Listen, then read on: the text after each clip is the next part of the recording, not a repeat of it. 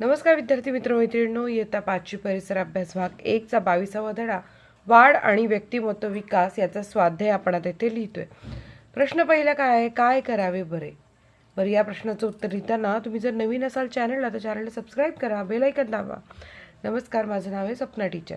कबीरला प्राणीशास्त्र विषयाचा प्राध्यापक व्हायचंय, त्यासाठी त्याने आत्तापासून काय तयारी करावी. उत्तर, कबीरला प्राणीशास्त्र विषयाचा प्राध्यापक व्हायचे असल्यास त्याने आत्तापासून विविध पुस्तकातून आणि मासिकातून प्राणीशास्त्राबाबत लेख वाचावेत. प्राणी निरीक्षण, पक्षी निरीक्षण करण्यासाठी कबीरने वेळ दिला पाहिजे. आत्तापासूनच कबीरने प्राणीशास्त्र विषयाच्या अभ्यासाची आवड जपली पाहिजे. प्रश्न 2, जरा डोके चालवा. सायकल चालवायला शिकण्यापूर्वी आपल्याला इतर कोणकोणती कौशल्य विकसित केलेली असतात. उत्तर, सायकल चालवायला शिकण्यापूर्वी स्वतःच्या हालचालींवर नियंत्रण ठेवता येणे आवश्यक आहे. सायकल चालवायला शिकण्यापूर्वी डोळे कायम सावधान असणे गरजेचे आहे. रस्त्यावर सायकल चालवताना रस्त्यावरील इतर वाहनांची माहिती घेण्यासाठी मान जलद इकडे तिकडे फिरवणे आवश्यक आहे. सतत सावधान राहणे आवश्यक आहे. प्रश्न, सुमनला पुढे स्वतःचे हॉटेल चालवायचे. तिच्या पुढील जीवनातील कामात ती आता शिकत असलेली कोणती कौशल्य तिला उपयोगी पडणार आहे. उत्तर, सुमनला जर पुढे हॉटेल चालवायचे असल्यास तिला पुढील कौशल्य उपयोगी पडतील.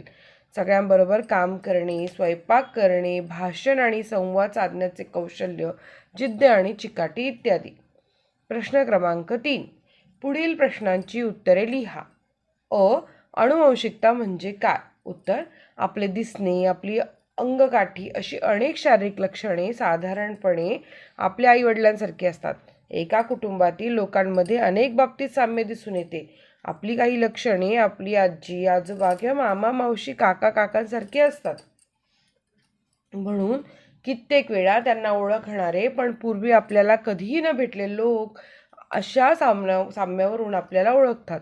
आपल्या कुटुंबातील सदस्यांसारखी आपल्यामध्ये जन्मताच अनेक लक्षणे येणे याला अनुवंशिकता असे म्हणतात. प्रश्न क्रमांक बालवर्गातील मुले व 5वीचा विद्यार्थी यांच्यात दिसणारे फरक सांगा. उत्तर, बालवर्गातील मुले 3 ते 4 वर्षे वयोगटातील असतात. उंची व शारीरिक ताकद कमी, कौशल्यांची कमतरता, शाळेत जाताना दुसऱ्यांची मदत. पण 5वीतील विद्यार्थी 9 ते 11 वयोगटातील असतात. उंची व शारीरिक ताकद बालवर्गातील विद्यार्थ्यांपेक्षा जास्त, कौशल्ये काही प्रमाणात जास्त, शाळेत एकटी जाऊ शकतात. प्रश्न क्रमांक जन्मापासून प्रौढावस्थेपर्यंत आपल्यात कोणकोणते बदल होतात. उत्तर, जन्मापासून ते प्रौढावस्थेपर्यंत आपली उंची व वजन वाढते. आपण लहान असतो तेव्हा आपण कोणतीच कामे स्वतः करू शकत नाही, पण जेव्हा मोठे होतो तेव्हा स्वतःची कामे स्वतः करतो. 3, जन्मापासून ते प्रौढावस्थेपर्यंत विविध कौशल्य आत्मसात केली जातात. 4, आपली शारीरिक ताकद वाढते.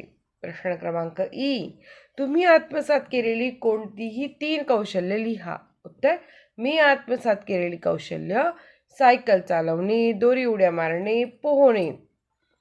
प्रश्न क्रमांक शारीरिक वाढ कशाला म्हणतात. उत्तर, आपली उंची आणि वजन वाढते त्याचप्रमाणे आपले जसे वय वाढत जाते तशी आपली शारीरिक ताकदही वाढत जाते.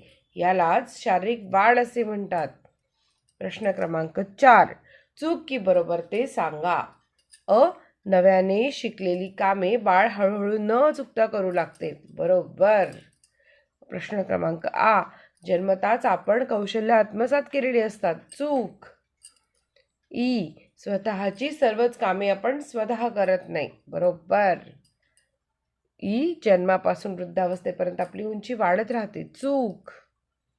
उपक्रम आहे, घरातील मांजर, कुत्रा किंवा परिसरातील पक्षी, कीटक, प्राण्यांची पिलांचे जन्मापासून प्रौढावस्थेपर्यंत निरीक्षण करा. नोंदी ठेवा. या उपक्रमासाठी पुढील मुद्दे लक्षात घ्या. वाढ, उंची, विकास, कौशल्य इत्यादी. तुमच्या नोंदीच्या आधारे एक मजेशीर गोष्ट लिहा. आता हा स्वाध्याय कसा वाटला, आवडला का हे कमेंट्समध्ये नक्की कळवा. व्हिडिओ आवडल्यास लाईक करा, चॅनलला सबस्क्राईब करा. धन्यवाद.